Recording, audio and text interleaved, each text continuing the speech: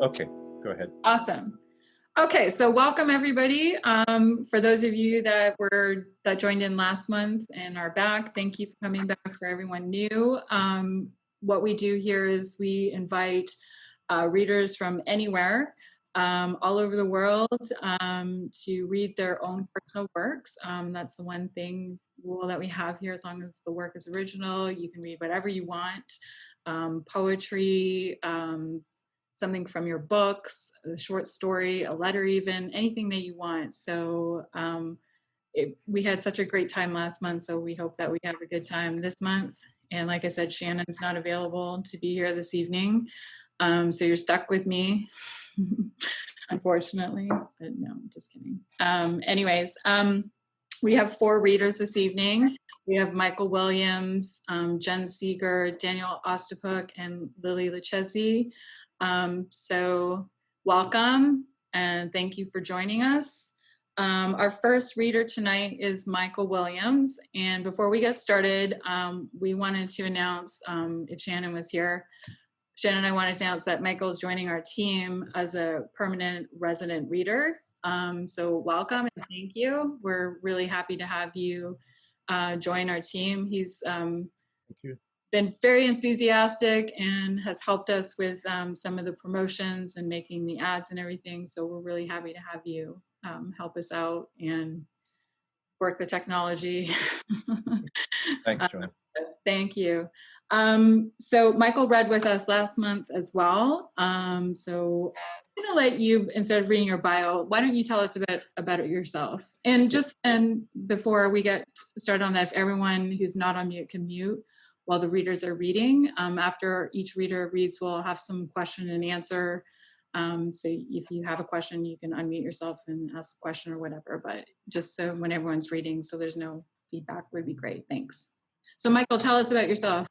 Well, I'm a storyteller. I mean, I wanted to be a writer when I was a teenager, and then I got kind of dissuaded from that. And anyway, eventually, all these many decades later, I've come back to it. And I came back to it through storytelling. I was saying to Lily earlier that I lived in Scotland for 30 years, and I was introduced there to that traditional art of oral storytelling. And there are a couple of storytellers on the call tonight, which is very nice, and lots of writers here too. So I suppose a lot of my writing has a kind of, has that influence of storytelling, because I love dialogue, I love conversation, I love the oral quality of stories. So yeah. And the only other thing I'll say is that somebody the other day described my writing as painfully beautiful or beautifully painful. I'm not sure which, so I'll leave you to judge.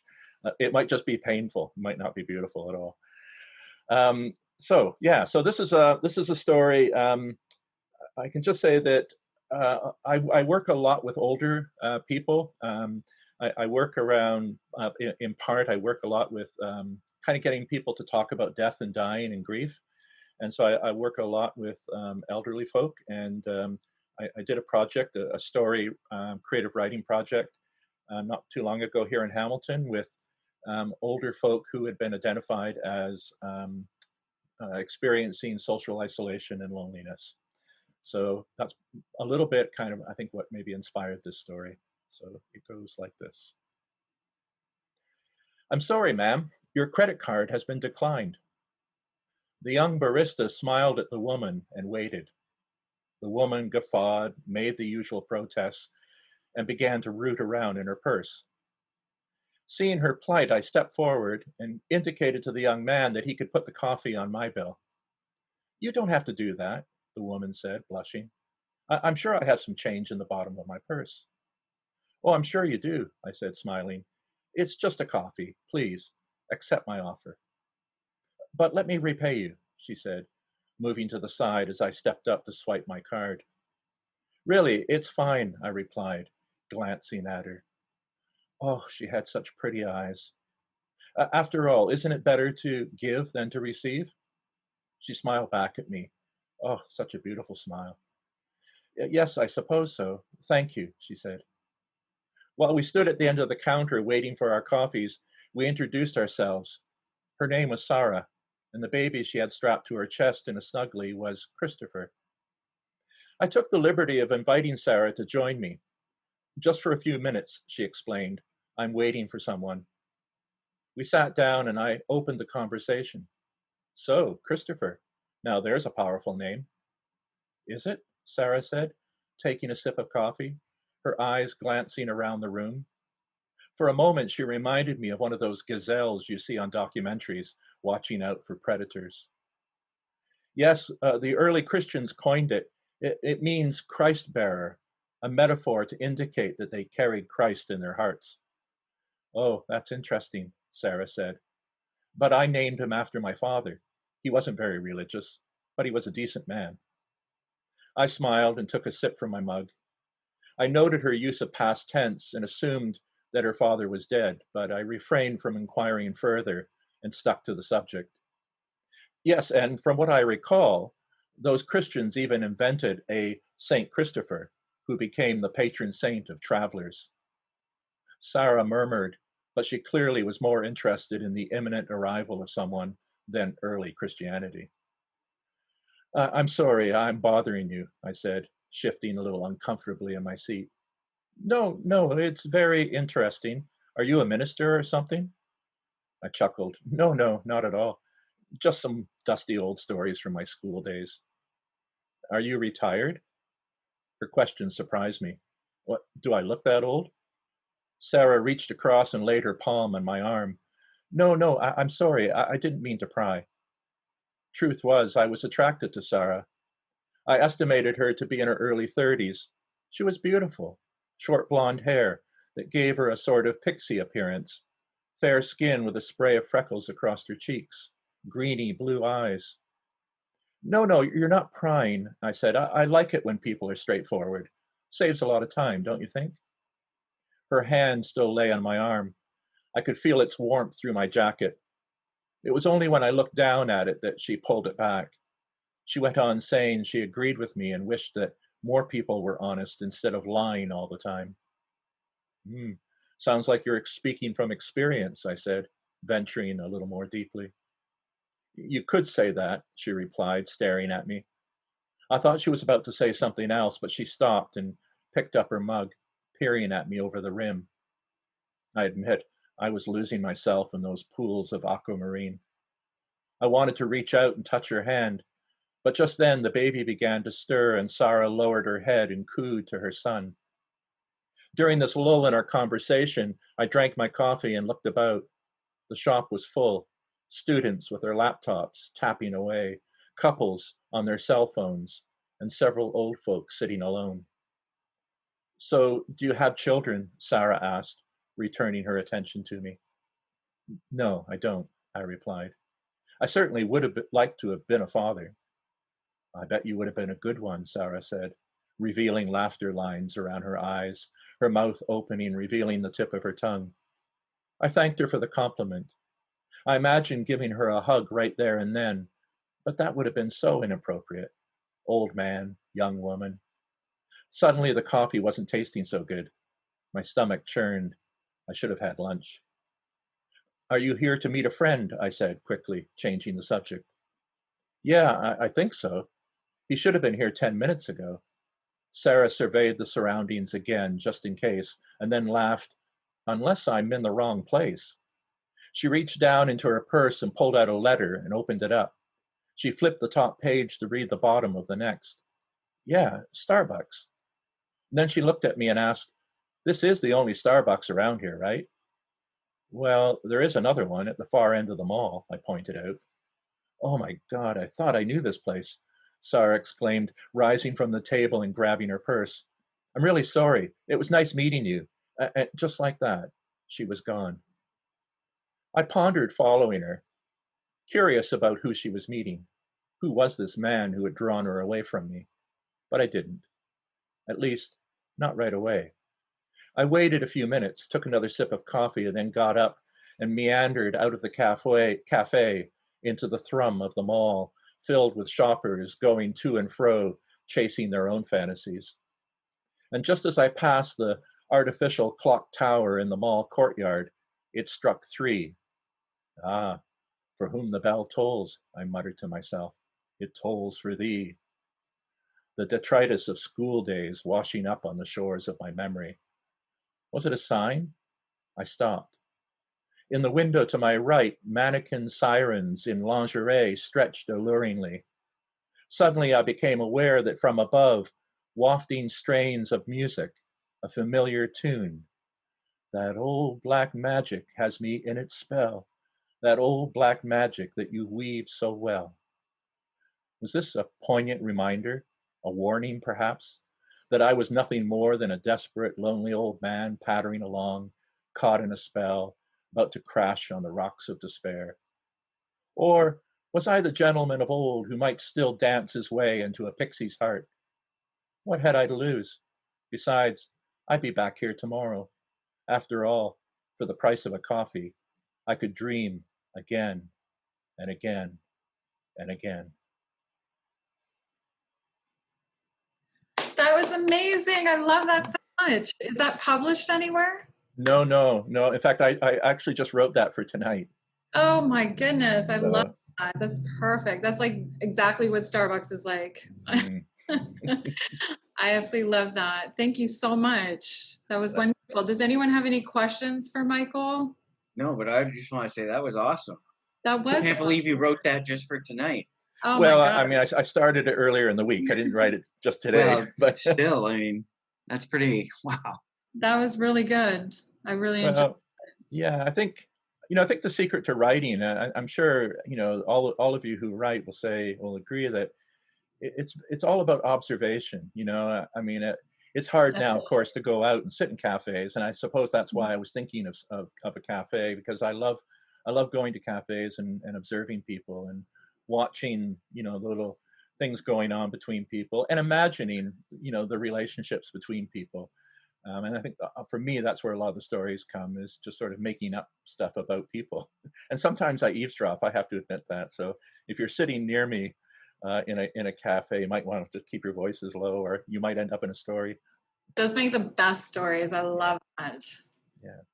Yeah, definitely. Thank you so much. And thank you so much for all your work towards this evening tonight, No, too. you're very welcome. Yeah, All it's a right. We also pleasure. have question and answers at the end for anybody. If you don't think of anything now and you want to ask somebody questions later, that's more than perfectly welcome. And if you want to join in on the chat, that is wonderful too. We have a lot of people making comments, so please feel free to make comments on the readers as we go along.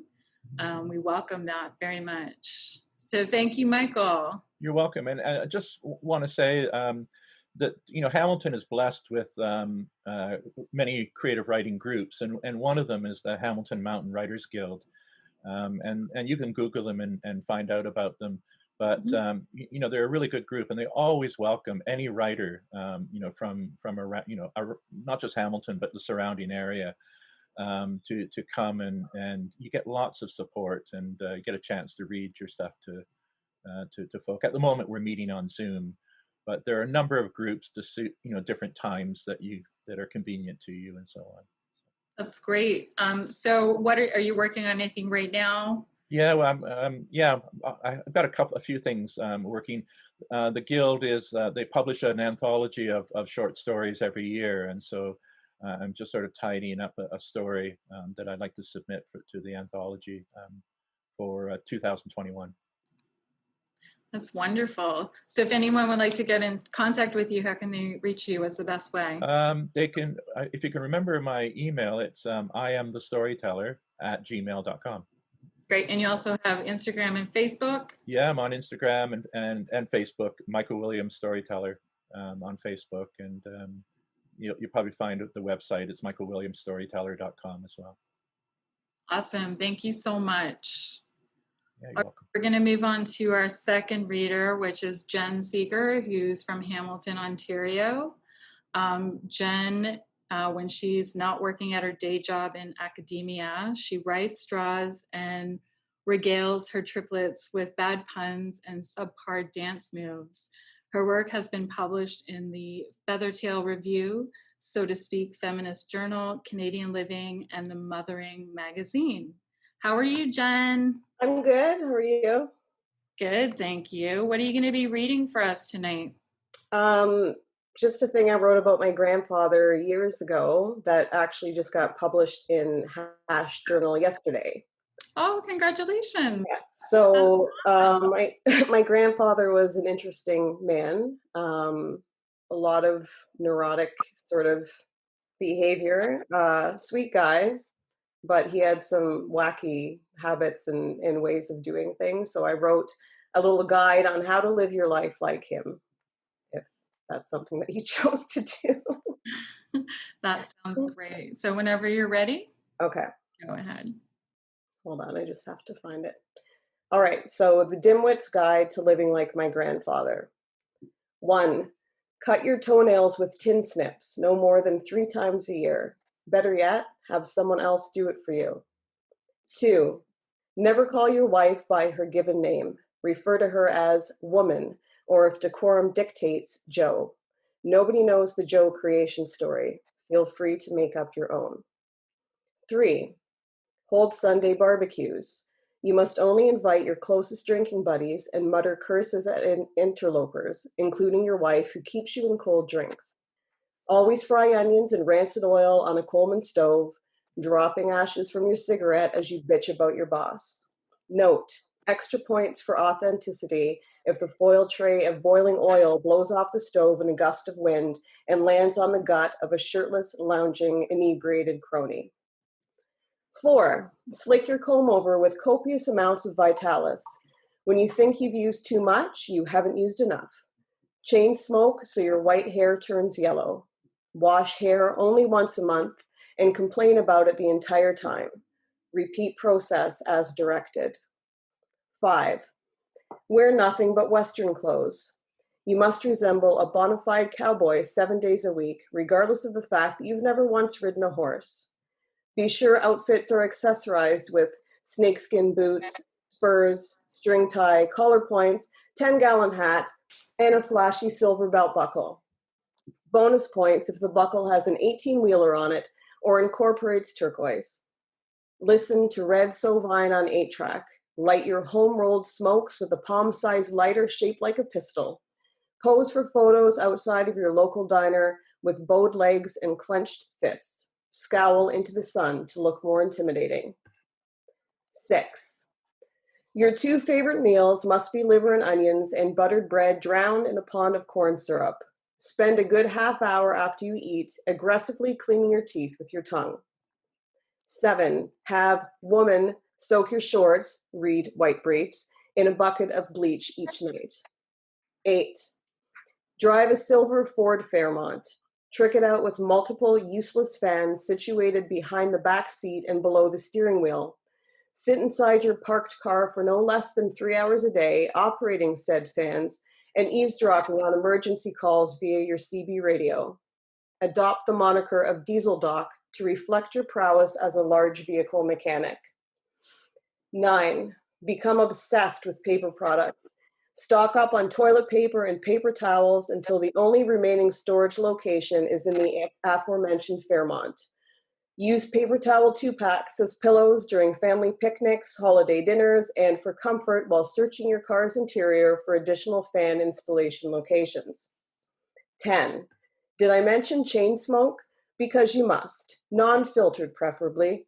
Hold conversations with a cigarette dangling from your lips, 1-inch ash ready to fall without warning on your pearl-buttoned Western shirt.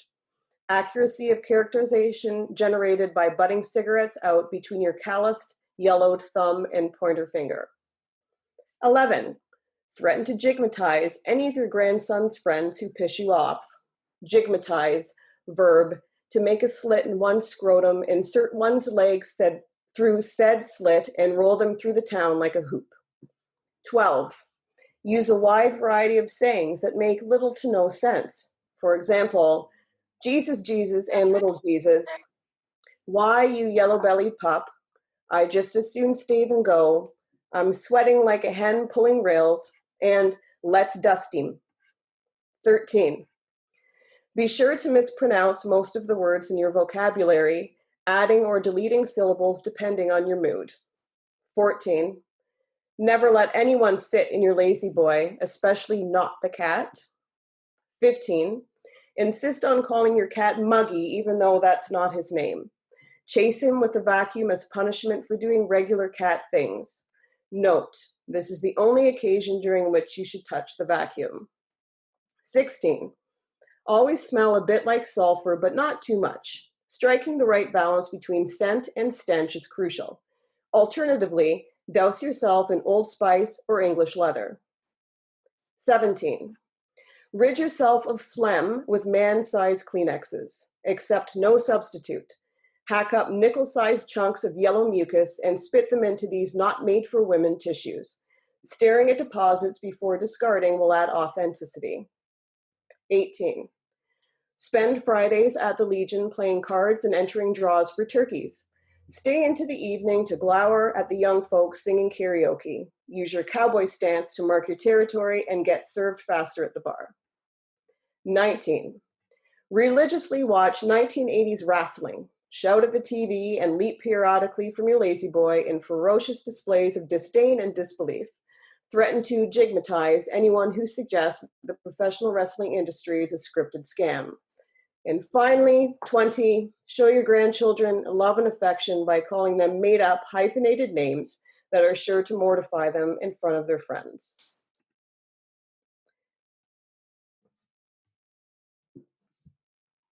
Oh my That's goodness. brilliant. I'm laughing so hard at that wrestling bit, and you'll know why when I get to my brother. And okay, so what was your relationship with your grandfather? Well, we lived in Grimsby, and they were, especially after my parents broke up, like a huge part of raising me. Like, I'd go for dinner and whatever. Yeah.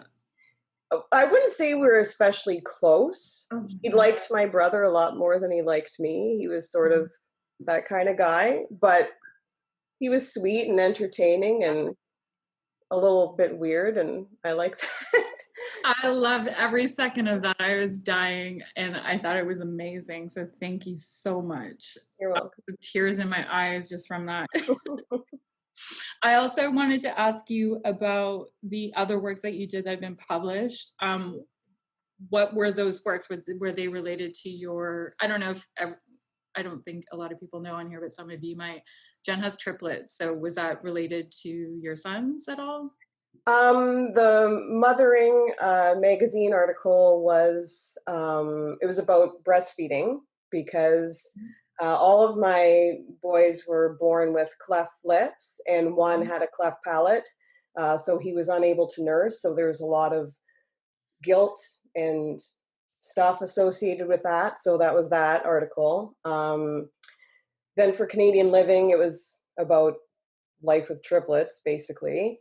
And then the Feathertail Review was just some goofy, like memory lane sort of thing about my childhood. And then the So to Speak was, it came out like when the Me Too movement first came out. So it's an open letter read to myself, read to my sexually assaulted self, because as women, we have, every single one of us has a tale or hundreds of things that have happened to us like that. Yep. So that's awesome. So are you working on writing now? Or I also know that you do some art. So what's your focus right now? I just fit stuff in when I can. I've been finding that I doodle and draw and stuff a lot more now. I do write when I have time, but I find at the end of the day, often it's just, you don't have much gas left in the tank. So I don't know. I hear you. Whenever I can, I fit it in when I can. Definitely. And it's always good to have some sort of artistic outlet. So, you know, yeah, for sure. I'm always pro that whatever it is that you do, whether you write, paint, or draw, or whatever you do, it's always a good outlet. So yeah. I understand that. So does anyone have any questions for Jenn? Can I make a comment? Sure. Jenn, your grandfather and I needed to meet. Oh. Amazing. Yeah. Yeah. But what I got from you tonight, Jenn, I got to revisit my grandfather and not be mean. This was not mean in any way at all. It was delightful. it was honest, it was graphic, but there was nothing caustic. There was nothing, you weren't disgusted. And you've taught me tonight, I got to go back and give my grandfather another go with more positive eyes like you. Thank you. Aw, Aw, that's thank you. so much. Thank you. Nice. That was very nice. Thank you. And so your powers of observation towards someone you were related to, but looking in such a past tense, it was written so well. And I even put, he reminded me of being a teenager reading the classic Stephen King's, that minor character that was like this strange old person, but yet the reader couldn't help but love. That's exactly the vibe that I got in just your few minutes that I usually Oh, get from wow. full novels. That's awesome. Thank you. It's very nice. Thanks, Lily. Do you get your love of denim from this man? I mean, Yes. Dana's he's wearing some Western shirt right now. I don't know. It's in tribute. That's He's amazing. channeling him. I pre-picked it before He knew what I was I going to knew what she read. was going to read. Yeah. It was I meant to. love it. I Yeah. love it. I love it. I love it. That was amazing. So I'm sorry, where was that published? In Hash Journal. Okay. So if anybody wants to get in contact with you or reach out, do you have any? Probably just through my art account on Instagram, which I don't even know what it is. What is it? Jenny Lee C? Jenny Lee SEA? I think that's what it is. If anyone wants to Yeah. get in contact with her, you can reach out to me. Whatever. I can hook you up. I can hook you up for sure. Well, that was amazing. So thank you so much. I Thank you. you got to read that for us tonight. So thank you. Thanks. Yay, Jenny! Way to Oh. go! You did it! Hooray! Thanks, Stacey. You got some fans here. Yay. Yeah. All right. So All right. move on to our third reader, which is Daniel Ostapuk, which is Hello, hello, hello. he's my brother, if some of you don't know. So he is currently in Burlington, Ontario. Dan graduated from Sheridan College in '92 with a diploma in media arts film major. He has acted in various theater productions, television, and has worked behind the camera on major film and television projects. He wrestled for the RWA, Renegade Wrestling Alliance, first then for CCW Continental Championship Wrestling under the stage name Diamond Dan. After recently suffering a stroke, he has taken to pen and paper to write poetry and screenplays.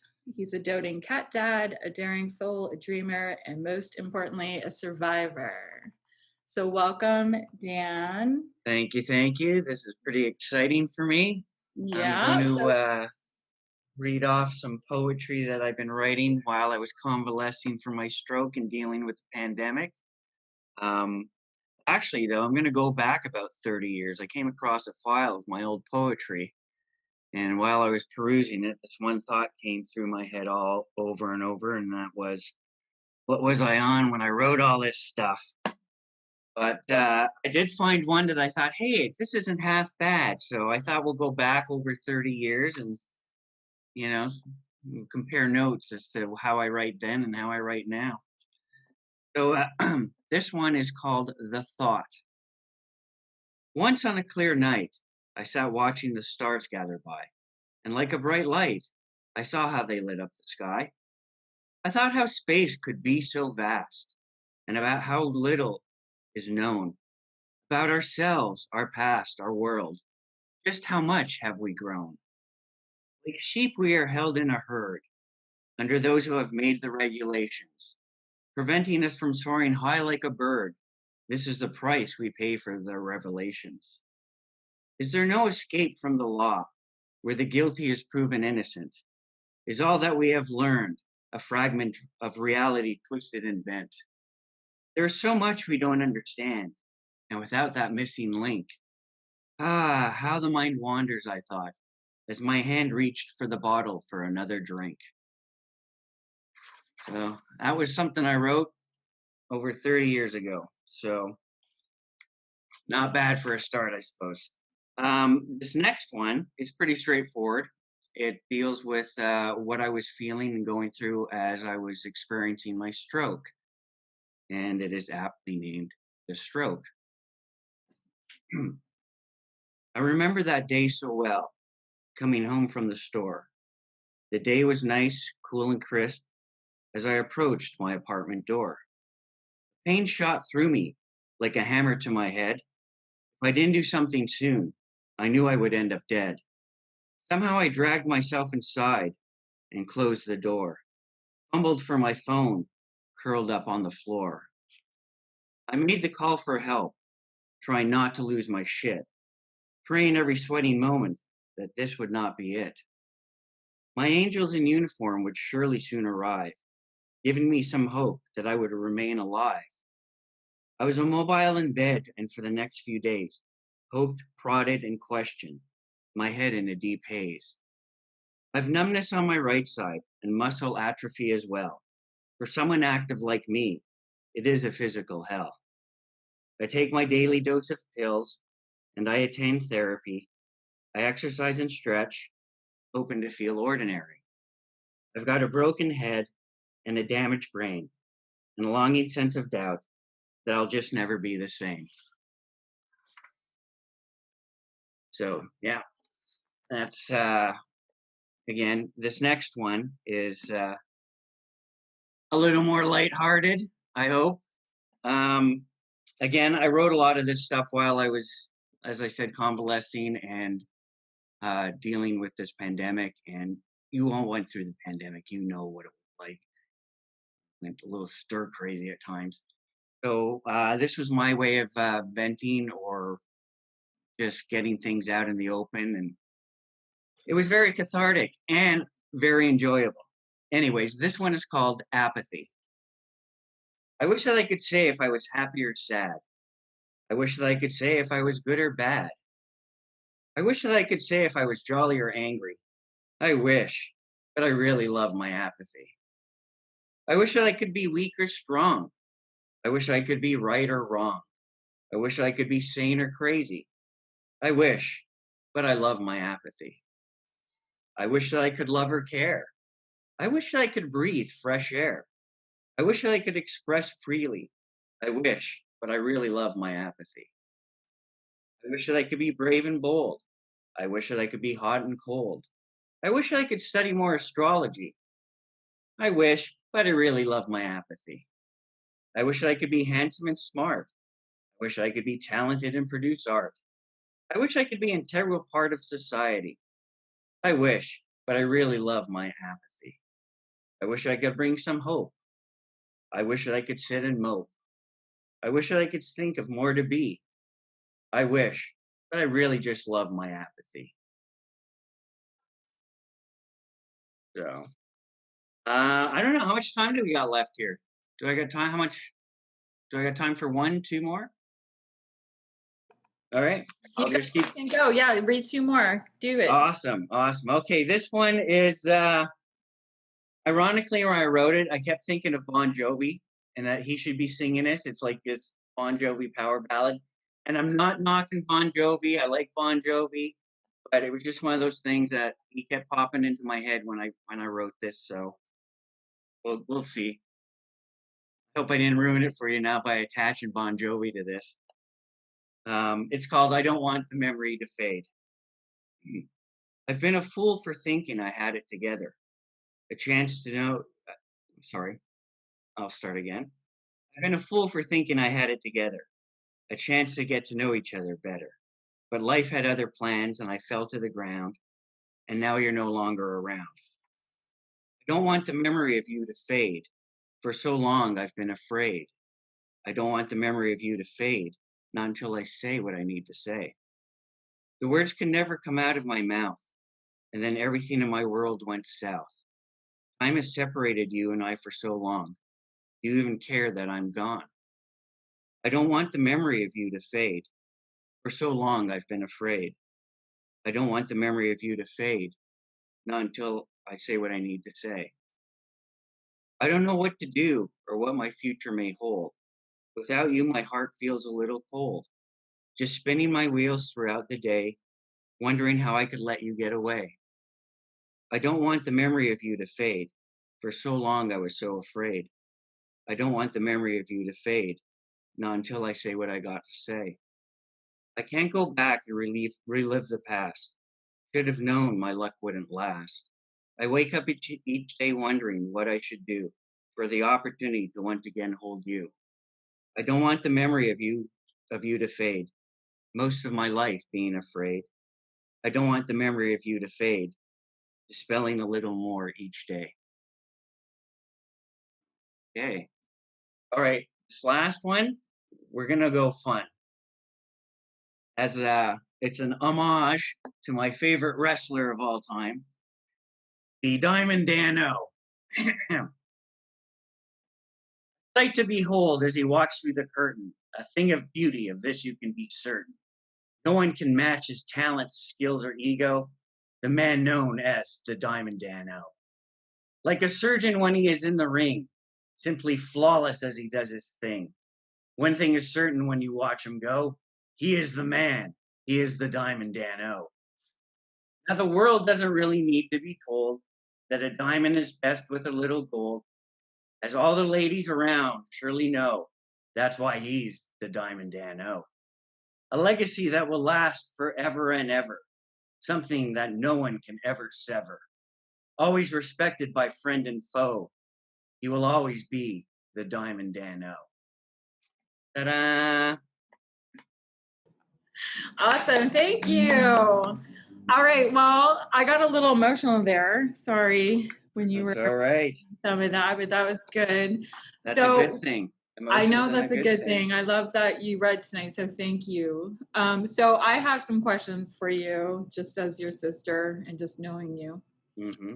What's your favorite wrestling memory? When I was in the ring? Yeah. Oh, it had to be when I wrestled King Kong Bundy. Yeah. So that would be favorite. For those of you who don't know who King Kong Bundy is, he's like 6'9", 450 pounds, and I got in the ring with him. He wrestled Hulk Hogan once, so you know. Okay, so from a personal, I don't, like, no one's gonna know this, maybe our sister who's on here, but you started this documentary about yourself called Danomania. Danomania, yeah. You have shirts made. I can make those shirts. I still have the face of you if we want to make shirts again, if anyone's interested. But what happened to that? And do you have any plans to continue with that? Because I think you should. Ironically enough, John, the guy who I was working on this mockumentary about, we were recently talking about what we're going to do with all the footage that we already have, and we thought maybe it's time to revisit it and approach it from a completely different angle. So most in particular, Pete Rock is on the phone, and there is some footage on there that I want to see, definitely. Right, I forgot about Pete. Yes. I forgot about that. Me and Pete wrestled. Kicked his ass. Pardon my language. All right, so tell us about your filmmaking days and your theater days. Like, what's your, what did you love most about that? And do you have any intentions of going back into that, into theater or filmmaking? I would like to go back into theater and do some acting again because I really enjoyed being on stage. I don't necessarily want to get behind the camera again doing. Hang on a second. Pete has a question. Sure. Hey, Pete. Hey, Pete.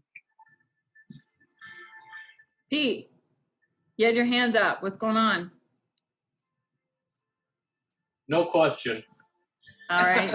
Any comments? Any comments you want to say? I remember the wrestling thing differently. Of course you do. Might have been some alcohol involved. Maybe a little bit.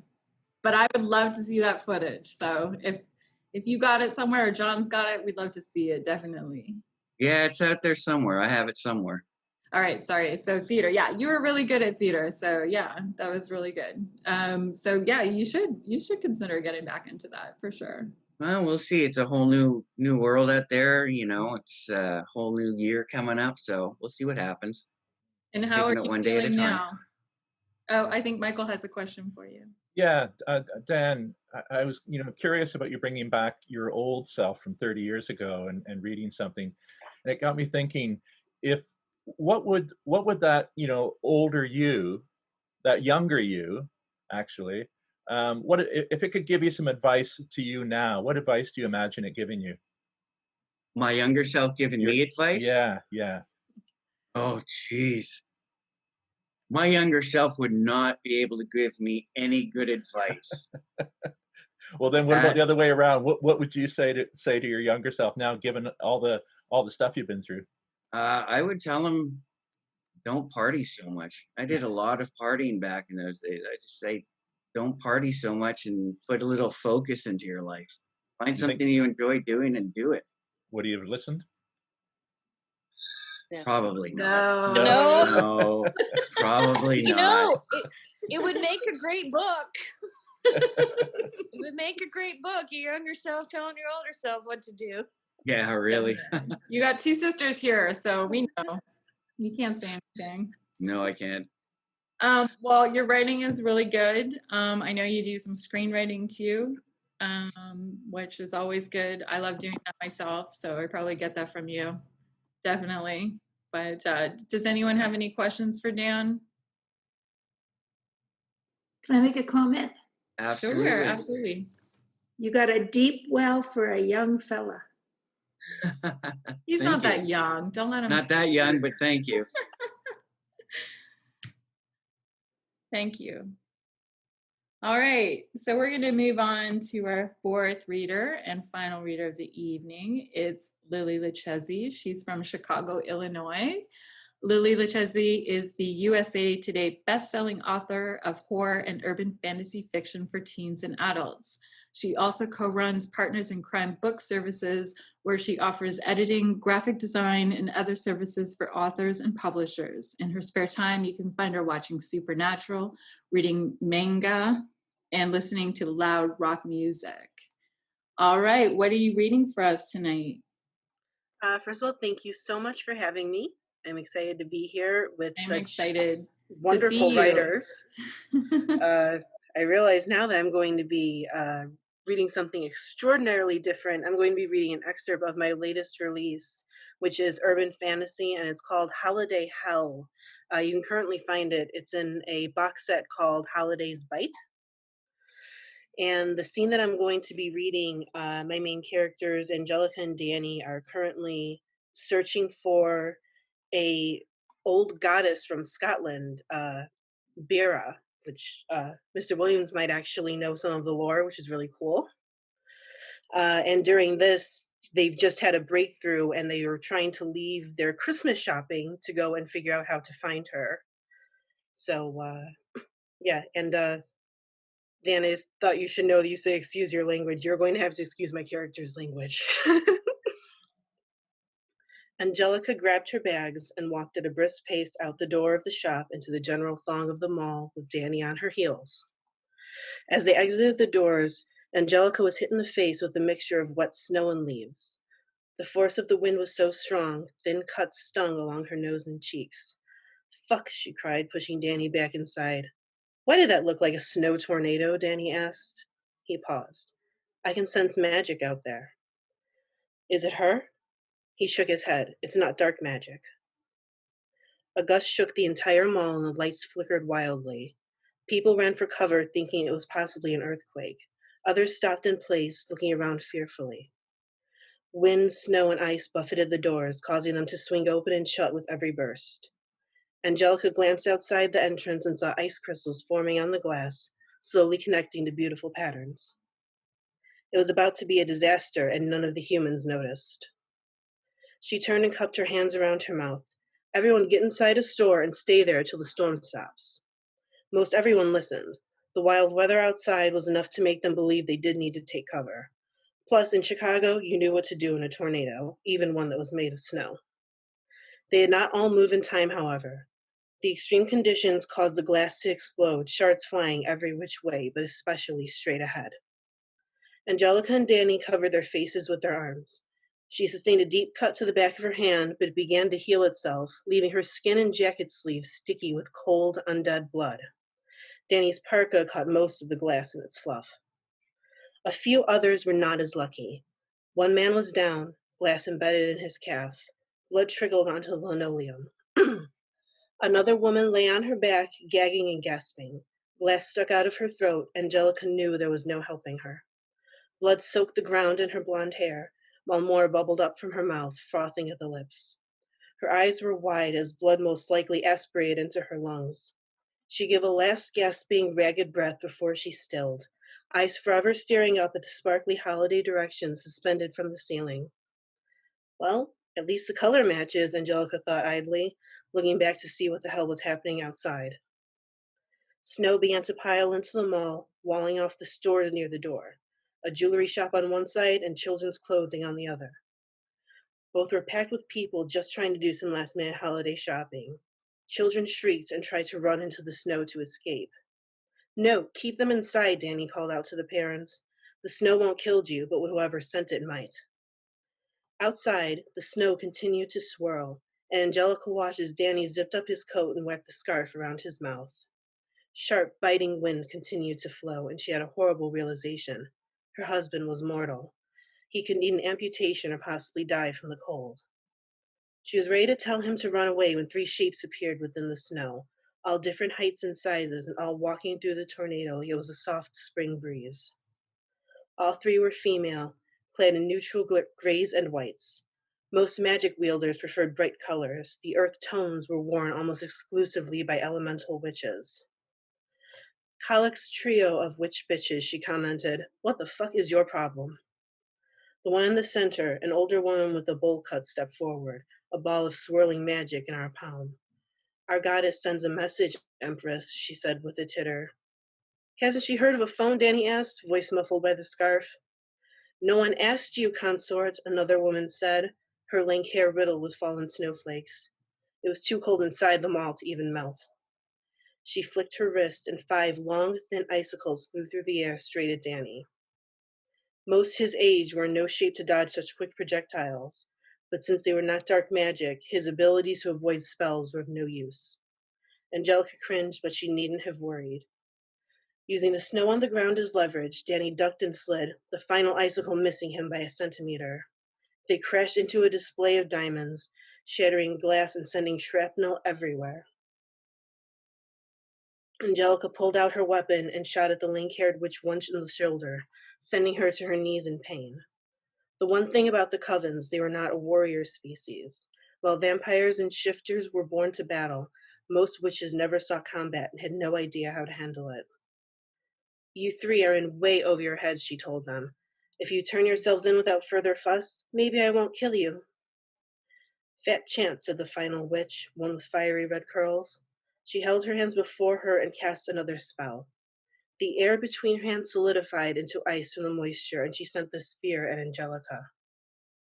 Angelica grabbed a blade from her pocket and sliced through it.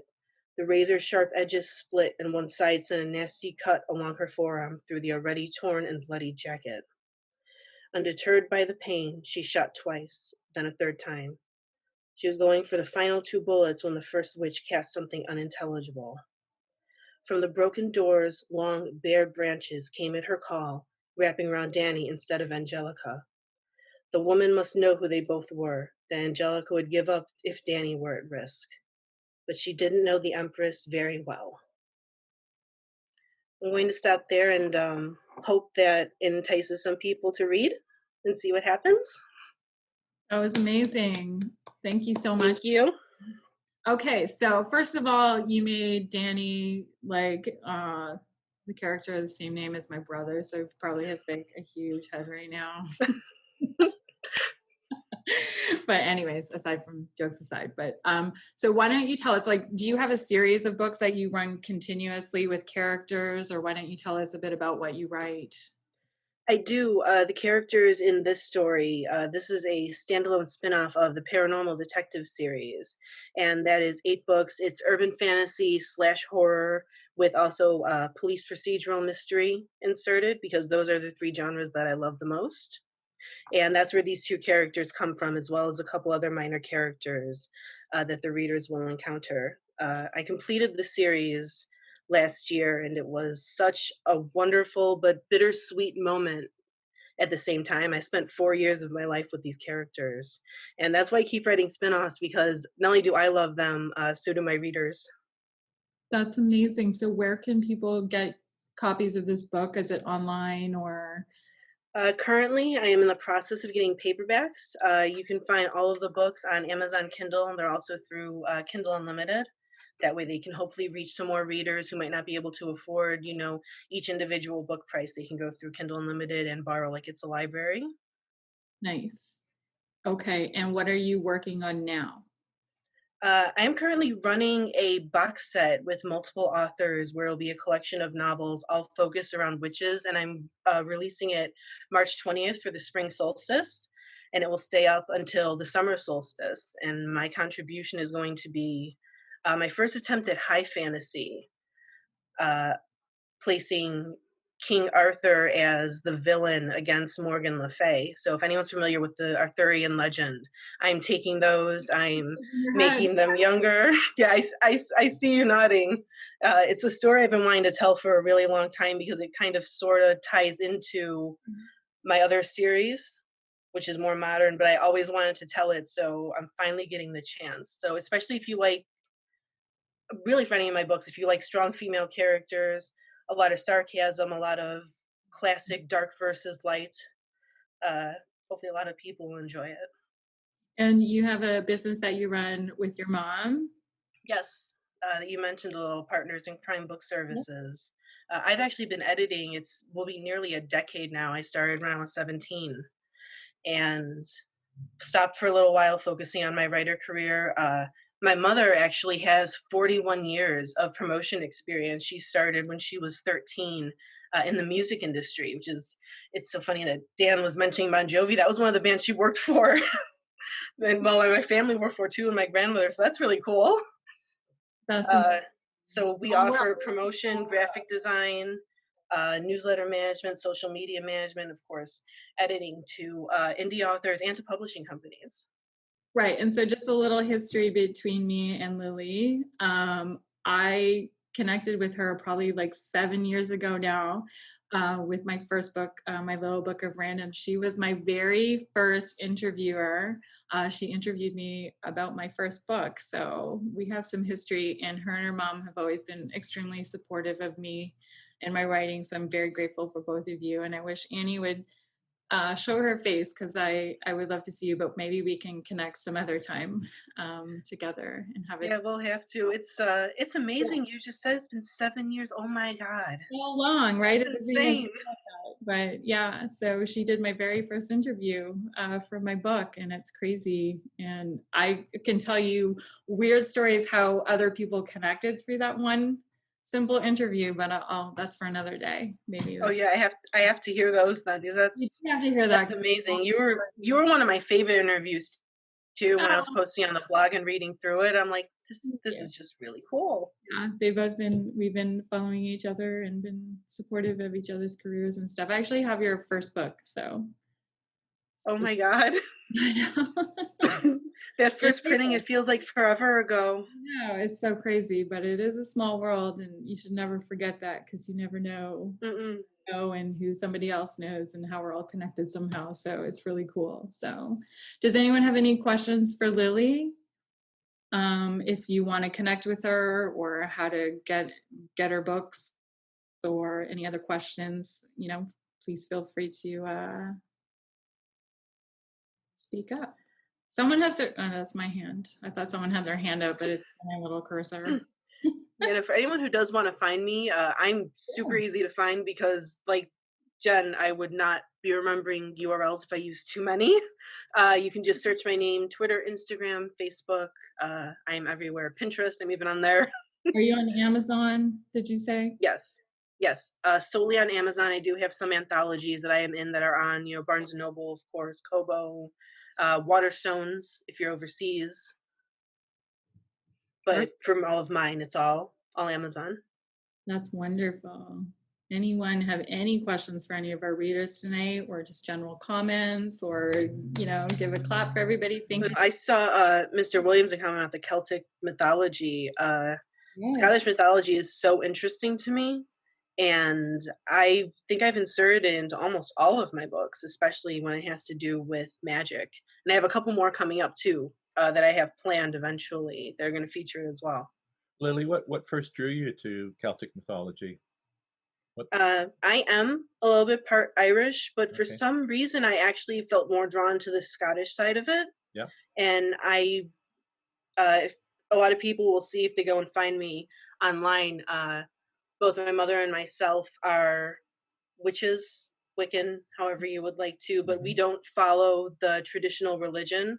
So being born into that, going all the way back to my great grandmother, we are related to the Sicilian witches, who are also some of the original Catholics over 100 years ago. So that's just, it's been a natural thing for me to always be interested in. Very interesting. Yeah. And I'm going to go off topic here because you are from the US right now. So how is everybody feeling right now after the election? Are you happy? Yeah, I had a friend from Australia message me. She said it feels like the US has won a war. And that is exactly what it feels like. I don't know if anyone else here is from the US, but again, if you find me on social media, you'll see I was extraordinarily anti number 45. I don't like using his name, and it was such a sigh of relief. I think that, I mean, I know a lot of friends of mine, they were actually, the stress of it, they were even unable to write and unable to create. So, and I'm seeing all these people now in the past week, look at my work count, look at what I've done this week. It's like it's a universal sigh of relief. Yeah, no, that's good. And you know, it's funny. I have my my regular day job or whatever. My head office is in California, so I think the consensus is everybody is breathing a sigh of relief. So that's good. We're really happy for you. I was so close to saying, well, I'm going to contact all of my Canadian friends. My mother and I are going to be moving.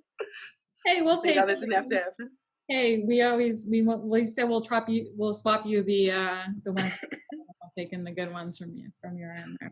Joanne, can I ask you, for anyone who is interested in joining the session in the future, how can they get a hold of you to express their interest? They can email me at strangegirlpublications@gmail.com. They can follow me on Instagram and DM me at strangegirl666.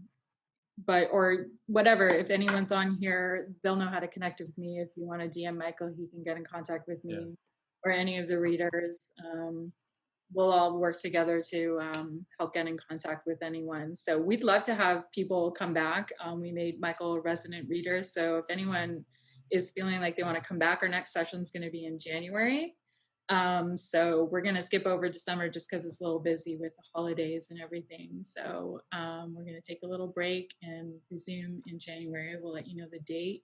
But yeah, no, we'd love to have anyone come and read for us. If you know of anyone that has anything they'd like to share, please share it with them too, and let me know. We're very happy to have anyone read. The only stipulation is that it's your own work. So I'd like to be one of your readers. yes, absolutely. Yeah. Yes. I just got back to writing. I just started a course last Saturday. I've had 18 months of block and dryness. So I got into a course, and tonight's going to help as well. Well, that's fantastic. We love to hear that. And honestly, like, you don't have to be published or self-published or anything like that. If you just have anything that you've written down that you want to share, I mean, that's fantastic too. We always encourage that. So anyone who, you're very welcome. So get in contact with me or Michael or whomever is in this chain. Please, we'd love to have you. And thank you. Well, we'll have a January session, and anyone, again, if we welcome back readers again. If you've already read and you want to come back, that's great too. So thanks very much, Joanne. You just created a lovely space, and it's wonderful to be in a space where, you know, to meet writers and poets and just people who just have a passion for language. Yeah, and again, like, you don't even have to, you know, do anything. If you just feel like putting pen to paper and want to share, I mean, we're open to that, and that's just as good, you know. You don't have to feel intimidated, or we want you to feel welcome, and and share anything that you have written. I mean, that's the whole point of this. Great. Yeah. Thank you to all the readers tonight, Jen and Dan and Michael and Lily. Thank you for having me. Yeah, Yeah, thank thanks you. to all of you. I'll definitely Having pop me back as well. in. And thank you for Oh everybody yeah, showing we'd up. love that. Can you give your mom a big hug? And next I time, will. her face, if you're listening, you gotta show her face next time. So yeah, no, And thanks to everyone for taking an hour out and spending it here with us. it's a really good night, and I'm really appreciative of everybody who's joined in. So we hope to see you again in January, and enjoy the holidays. And to our best friends, your Thanksgiving's coming up, so happy Thanksgiving. Great, thank you. Thank you. Thank you very much. Thanks Thank so you guys much. for having me. Good night. Good night. Good night. And Joanne, I'll make sure you get a copy of the recording. Perfect. If anyone wants a copy, you can connect with us and we'll get it to you. Yeah, we'll put it up somewhere. Yeah. Perfect. Bye-bye. Bye, everybody. Have a good night. Bye. Bye.